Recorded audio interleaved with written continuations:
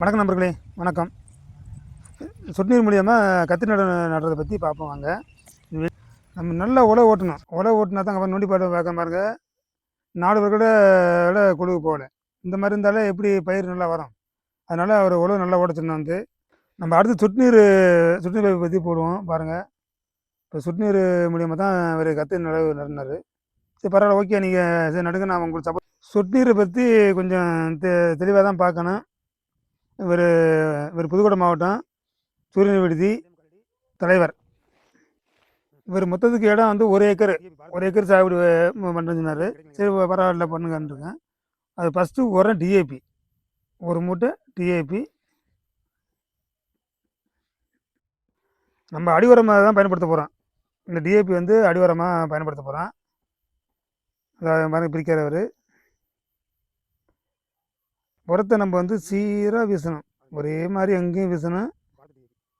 பாருங்கள், ஒருத்தர் அள்ளி காட்டுறேன் பாருங்கள். கொஞ்சம் வயசு சுமாராக தான் இருக்கும். வீடியோ கொஞ்சம் பொறுமையாக பாருங்கள், அப்போ தான் உங்களுக்கு புரியும். பாருங்கள், உரம் அள்ளிக்கிட்டு இருக்காரு. உரம் விசுவார் பாருங்கள். உரம் எப்படி தெளிவாக விசுவார் பாருங்கள். அவர் தான் தலைவர். உரம் எங்கே உரம் போட்டாப்புல பாருங்கள். உழவு ஓட்டுவார். அடுத்து உழவு வந்து முதல்ல ஒரு ஓட்டு ஓட்டிட்டார்.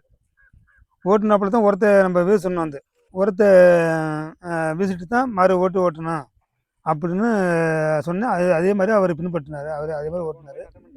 பாருங்கள், உழவு ஓட்டுவார் பாருங்கள். இப்போ உரம் மட்டும் ஒதுங்காமல் உரம் போடணும். ஏன்னா ஒரு லெக்கில் ஒதுங்கியிருந்தாலே அங்கே கண் கொஞ்சம் தெளிவாக வராது, நல்லா இருக்காது. நீங்கள் பாருங்கள், உழவு ஓட்டுவார் பாருங்கள்.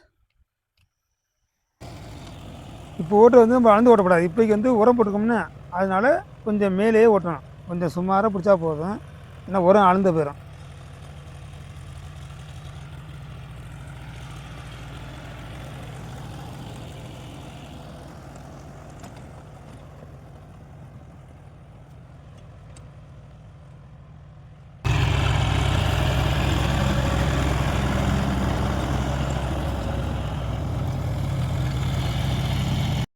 உழவு ஓட்டியாச்சு, உரம் போட்டு உழவு ஓட்டியாச்சு. நீங்கள் பாருங்கள், ட்ரிப் எடுத்து போகிறா பாருங்கள். சொட்டு பைப்பு. இந்த பைப்பு அளவு எவ்வளோனாக்கா 2.25 அடி இருக்குது. 2 அடி இருந்தாலே போதும். நம்ம 2.25 அடி அவர் சொன்னார். சரி, ஒன்றும் பிரச்சனை இல்லை, 2.25 அடி இருக்கட்டும்னு சொன்னேன். அந்த நெட்டில் வந்து 2 தான், 2 அடி. அந்த சொட்டு நீர் தண்ணி உழுது வந்து 2 அடி தான் இருக்குது. பாருங்க, ட்ரிப்பு எடுத்து போட்டாச்சு. நேராக எடுத்து எல்லாம் போட்டாச்சு. ட்ரிப்பெல்லாம் எடுத்து போட்டாச்சு. இனிமேலும் தண்ணி விட வேண்டியதான்.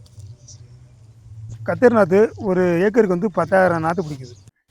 இப்போ ஓசூரில் தான் கன்று வந்துச்சு. நம்ம மூலியமாக தான் கண்ணை அனுப்பிட்டாப்புல. கண் நல்லா தெளிவான கண்ணாக இருக்குது. கண்ணு எப்போ வாங்கினாலும் 35 நாள் மேலே கண் வாங்குது. என்ன பண்ணிட்டு இருக்காங்கனாக்கா, அந்த பஞ்சு முழுக்க தட்டி எடுக்காது.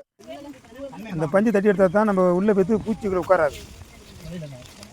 எதுக்கு இது முக்கியம் சொல்கிறேன்னாக்கா, அந்த நம்ம செடி வச்சு நல்லா செடி பிஞ்சு பூ உரத்தில் செடி பட ஆரம்பிக்கும். அதனால தான் முக்கியமாக அது வந்து நான் தடை சொன்னேன். இந்த பஞ்சு எடுத்துருக்கேன், பஞ்சு எடுத்தாப்புல மருந்து நினைக்கணும் அப்படின்னு சொன்னேன். அதே மாதிரி அவர் வந்து சரின்னார். சாப்பு 1/4 கிலோ வாங்கியிருக்குது. 1/4 kilo 250 gram. இதில் பாதி போட்டால் போதும். பாருங்கள், பிரிக்க பாருங்கள். பிரித்து பாதி கொட்டணும் பாருங்கள். பாதி கொட்டி நல்லா கலக்கி விடணும். நல்லா கலக்கிட்டு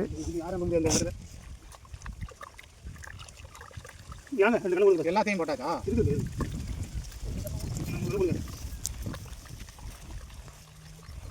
கண்ணை வந்து தூறு போய் தான் நினைக்கணும். தலை பற்றி நினைச்சோம்னாக்கா எல்லாமே கொட்டிக்கணும். பார்த்துக்கணும், அதான் முக்கியம். பார்த்துக்கோங்க. எப்படி நான் பாருங்கள், கண் நினைக்கிறேன் பாருங்கள். தூர் மட்டும் தான் நினைக்கிறேன். ரொம்ப உன்னிப்பாக பாருங்கள். தூர் மட்டும் நினைக்கிறேன், பார்த்துக்கோங்க. ஃபுல்லாக நினச்சோம்னாக்கா எல்லாம் கொட்டுப்போம்.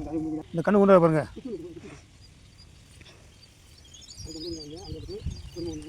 அந்த ட்ரிப்பில் உள்ள ஓட்டை வந்து 2 அடி கொண்டு இருக்குது.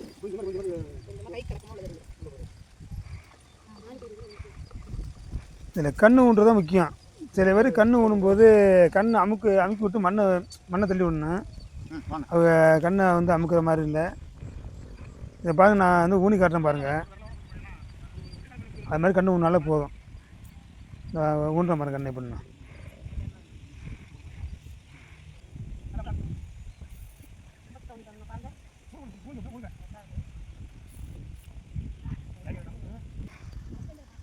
நீங்கள் பாருங்கள் எப்படி கன்று ஊன்றணும் பாருங்கள். அது ஈரத்துக்கு ஒன்றா போதும். நல்லா ரொம்ப அனுப்பக்கூடாது, ரொம்பவும் மேலே பண்ணக்கூடாது. கரெக்டாக ஒரு கட்டாவில் வச்சு ஒரு அமுக்கு மேலே இந்த வரல ஒரு மண்ணை அமுக்குனா போகிறாங்க. எப்படி ஊன்ற பாருங்க.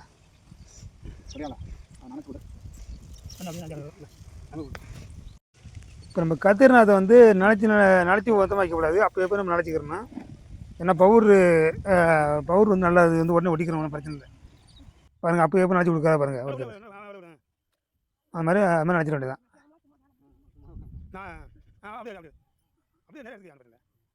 நினச்சோம்னாக்கா இந்த துருநோய் எந்தமான இதுவும் வராது.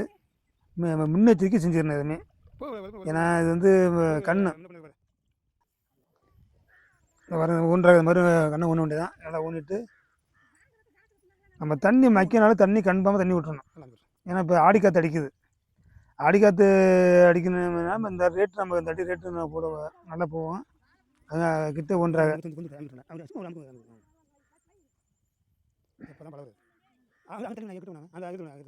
ஏன்னா கிட்ட இருந்தால் நல்லது தான். கிட்ட இருந்தாலும் பில்லு மண்டாது. களையே இல்லாமல் இருந்தாலே நமக்கு வந்து நம்ம ஒரு விவசாயம் பண்ணும்போது நல்ல முறையானபடி விவசாயம் பண்ணுங்க. அப்போ தான் இப்போ நல்ல நஷ்டம் இல்லாமல் நம்ம விவசாயம் நம்ம வந்து மகசூல் எடுக்கலாம். இது நல்ல முறையாக பார்த்தாலே இப்போ வீடியோ உங்களுக்கு வந்து கத்தி வீடியோ அதிகம் போட்டிருக்கேன். அந்த எதுவும் மருந்துக்கு வந்து இருந்தாக்க பார்த்துக்குறங்க. இப்போ வீடியோ பார்த்துக்குறங்க. கண்ணு எல்லாம் எங்கே ஊனியாச்சு பாருங்கள். தண்ணி காலையில் விட்டுருங்க. தண்ணி பாஞ்ச நாள் களை எடுக்கிறேன். பாஞ்ச நாள் களை எடுக்கும்போது உங்களுக்கு வீடியோ எடுத்து உங்களுக்கு நான் போடுறேன். இந்த வீடியோ பிடிச்சிருந்தால் லைக் பண்ணுங்கள், ஷேர் பண்ணுங்கள், கமெண்ட் பண்ணுங்கள். நன்றி, வணக்கம். உங்கள் சங்கர்.